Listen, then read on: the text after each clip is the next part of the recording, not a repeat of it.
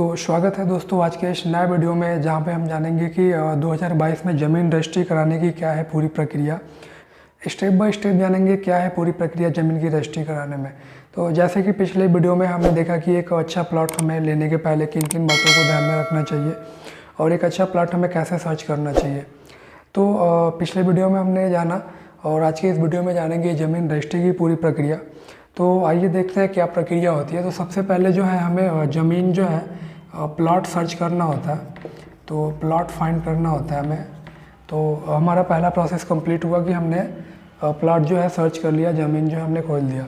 दूसरा प्रोसेस होता है कि उसकी इंक्वायरी करिए, उसकी इंक्वायरी करना होता है कि वास्तव में हम जिससे प्लॉट ले रहे हैं क्या वो असली में स्वामित्व है, उसका अधिकार है प्लॉट बेचने का।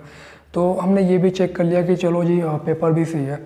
तीसरा होता है पेमेंट का, कि हमने चलो प्लॉट के लिए पेमेंट कर दिया। अब हमने प्लॉट भी खोल दिया, इंक्वायरी भी कर ली और उसके लिए पेमेंट भी कर दिया। और आप कोशिश करिए कि पेमेंट जो है और नेट बैंकिंग या चेक के माध्यम से दीजिए, चेक या नेट बैंकिंग के माध्यम से पेमेंट दीजिए ताकि आप भी सिक्योर ना।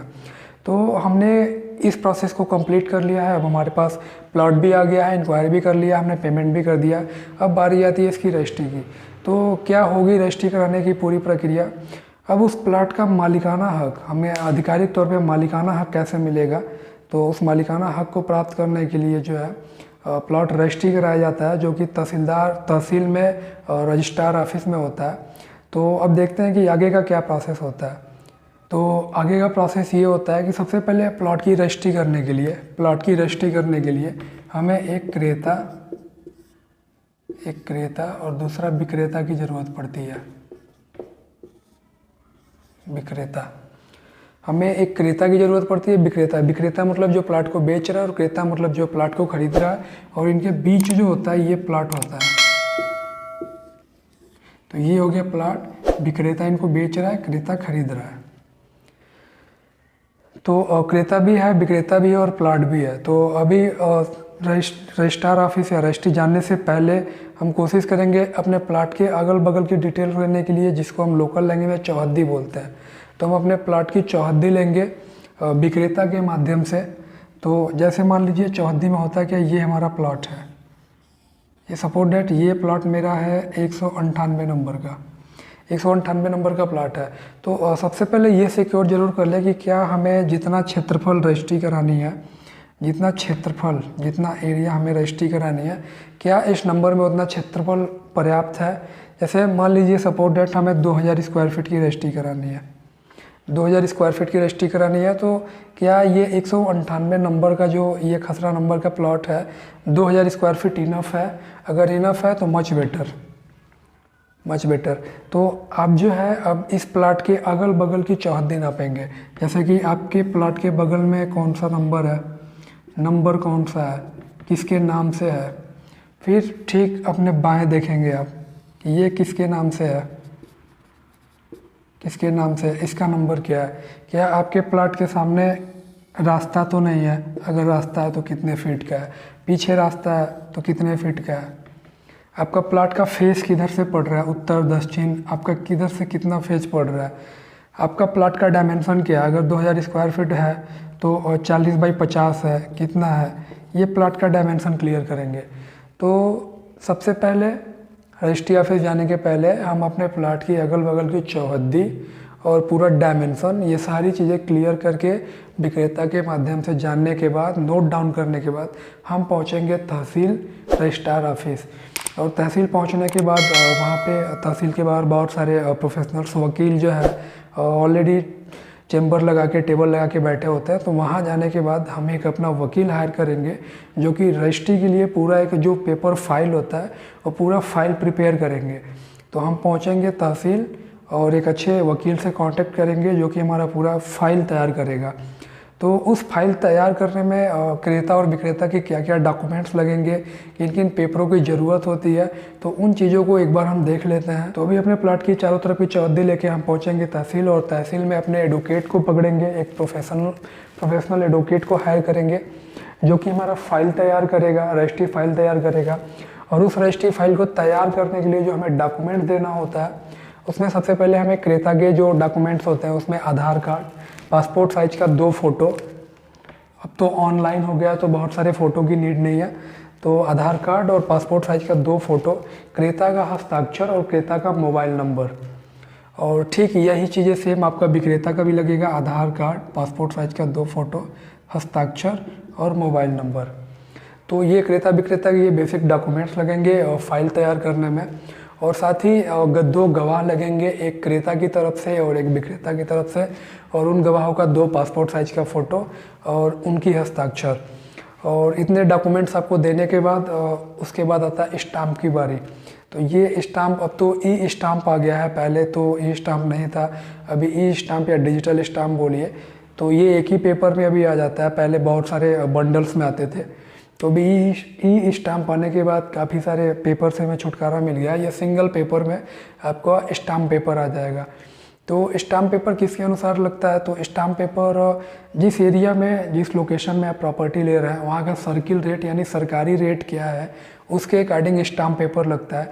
तो अभी गोरखपुर, उत्तर प्रदेश गोरखपुर की बात करें तो यहाँ पे सर्किल रेट का 5% का स्टाम्प पेपर लगता है।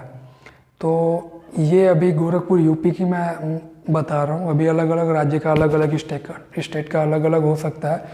तो मैं अपने यूपी और गोरखपुर से हूँ तो गोरखपुर के बारे में बता रहा हूँ कि टोटल सर्किल रेट का 5% जो है स्टाम्प पेपर लगता है। तो ये बेसिक डॉक्यूमेंट्स लगता है, आप देख सकते हैं इधर। तो इतने डॉक्यूमेंट्स देने के बाद जो है एडवोकेट हमारा एक पूरी फाइल तैयार करता है। इतना पेपर देने के बाद फाइल तैयार करता है, और साथ ही आपने पेमेंट, जो भी पेमेंट शेड्यूल है आपने जिस तरीके से उनको दिया है, जो भी आपने पेमेंट शेड्यूल दिया है विक्रेता को, अगर कैश दिया है तो कैश, चेक से दिया है तो चेक, जो भी है सारी चीज़ें इसमें मेंशन होगी। वैसे तो सरकारी नियम के अनुसार क्रमशः अब कैश में आप 20,000 से ज़्यादा कैश नहीं दे सकते हैं, नहीं दिखा सकते हैं।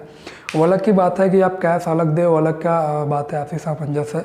लेकिन सरकार के अनुसार, सरकारी नियम के अनुसार 20,000 से ज़्यादा आप कैश नहीं दे सकते हैं। तो खैर, तो ये आपको पेमेंट का पूरा जिस शेड्यूल जो आपने दे रखा है विक्रेता को, ये सारी चीज़ें जो है स्टाम्प पेपर में दर्शाया जाएगा। और साथ ही उसमें विक्रेता ये प्रदर्शित करता है कि मैं अपने पूरे होशो हवास में बिना किसी दबाव के मुझे फला काम है, उसके पूर्ति के लिए मैं अपनी ज़मीन बेच रहा हूँ, जो कि एक फॉर्मेलिटी होती है। वो फॉर्मेलिटी दिखाया जाता है कि हाँ किस रीजन के वजह जो है मैं अपनी प्लॉट बेच रहा हूँ। तो ये सारी चीज़ें स्टाम्प पेपर में लिख के और एक पूरी प्रॉपर फाइल बना के, और विक्रेता के साथ वकील जो है रजिस्ट्रार ऑफिस में जाता है। और रजिस्ट्रार ऑफिस में जाने के बाद वहाँ पे काउंटर लगे होते हैं। तो 4 काउंटर आपको मिलेंगे वहाँ पे। तो सबसे पहले काउंटर पे जब आप जाएंगे, अपनी पूरी फाइल लेके, फाइल वहाँ पे पेश करेगा आपका वकील। तो वहाँ पे जो है वेरिफिकेशन होगा। इसमें आपका नाम, आधार कार्ड और ये खसरा गाटा संख्या, जो भी प्लाट का आपने चौहद्दी है, ये सारी चीज़ें वेरिफिकेशन होती है। और वहाँ पे पूछी जाती है कि क्या आप कितने रुपए में प्लॉट बेच रहे हैं, क्या कोई जोर ज़बरदस्ती तो नहीं है।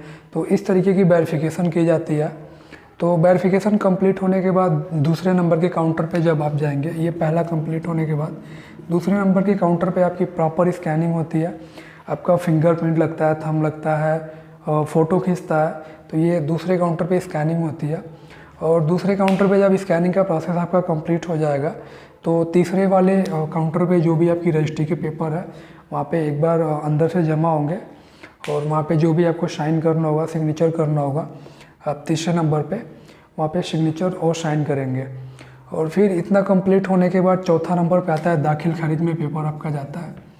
तो दाखिल खारिज होने में मिनिमम जो है आपका 35 डेज यानी 35 दिन लग जाता है, मैक्सिमम में 35 से 60 दिन भी लग सकता है। लेकिन जो मिनिमम डेट बताया गया है सरकार की तरफ से, वो मिनिमम जो है 35 दिनों का समय लगता है। इस बीच में सरकारी नियम के अनुसार जब ये रजिस्ट्री पेपर जमा हो जाती है, तो खारिज दाखिल के बीच में जो गैप पड़ता है 35 दिन का, 40 दिन का, तो इस बीच में सरकारी ऑफिस, तहसील की तरफ से, रजिस्ट्रार ऑफिस की तरफ से कोई कर्मचारी जाता है आपके प्लॉट पे, और वहाँ थोड़ी इंक्वायरी करता है कि क्या प्लॉट कोई विवादित तो नहीं है, अपने मन से उन्होंने बेचा है, कोई दबाव से नहीं बेचा है। तो ये खैर ऐसा होता नहीं है, लेकिन सरकारी नियम के अनुसार ऐसा देखा जाता है और बताया गया है। इन 35 दिनों के अंदर खारिज दाखिल का जो 35 दिनों का गैप होता है, इस गैप पीरियड में एक तहसील का कर्मचारी जाता है और प्रॉपर प्लॉट के जगह से पूरी इंक्वायरी लेके आता है, और फिर कोई आपत्ति न होने पे, सब कुछ सही होने पे, ये मिनिमम 35 से और 60 दिन के अंदर जो है ये आपकी दाखिल खारिज हो जाती है। ये आपका दाखिल खारिज का पेपर जो है आ जाता है। तो जैसे ही दाखिल खारिज का पेपर आ जाएगा, वहाँ पे पुराने मालिक का, पुराने ऑनर जो कि विक्रेता थे, उनका नाम हटके नए व्यक्ति का, जिसने प्रॉपर्टी को बाई करा, प्लाट को खरीदा है, उसका नाम अपडेट हो जाता है। तो अब आधिकारिक तौर पे जो मालिकाना हक है उनको नए खरीदार को मिल चुका है, पुराने वाले का नाम अपडेट हो गए। तो ये होती है पूरी प्रोसेस ज़मीन की रजिस्ट्री कराने का। और अभी सीन क्या था कि पिछले साल कुछ टाइम पहले इस रजिस्ट्री प्रोसेस में प्लाट का फ़ोटो नहीं लगता था। तो अभी एक चीज़ मिसिंग हुई उसमें, जो भी आप प्लाट ले रहे हैं तो उस प्लाट का फ़ोटो भी फाइल में मेंशन करना पड़ता है। तो ये चीज़ें पहले नहीं थी, अभी रिसेंटली अपडेट हुआ ये। और जो भी आप प्लॉट ले रहे हैं तो उस पेपर में, जो वकील आपका पेपर बनाता है, उसमें प्लॉट का फ़ोटो भी लगता है। तो ये छोटी सी चीज़ थी जो हमसे छूट गई थी, तो इसको भी जान लें, प्लॉट का फ़ोटो भी उस फाइल पे लगेगा। और फिर दाखिल खारिज होने के बाद, आपका नाम अपडेट हो जाने के बाद, पूरी तरीके से आपको जो है वहाँ का मालिकाना, सरकारी मालिकाना हक मिल चुका है। तो ये है पूरी प्रक्रिया 2022 में ज़मीन रजिस्ट्री कराने की। तो उम्मीद है कि वीडियो देख के आपको समझ में आया होगा, रजिस्ट्री प्रक्रिया आपने समझा होगा। वीडियो को पूरा देखने के लिए बहुत बहुत धन्यवाद। रियल एस्टेट से संबंधित इसी तरीके की एजुकेशनल कंटेंट पाने के लिए चैनल को सब्सक्राइब और वीडियो को लाइक करना ना भूलें। मिलते हैं नेक्स्ट वीडियो में नेक्स्ट टाइटल के साथ। तब तक के लिए आप सभी को मेरा नमस्कार।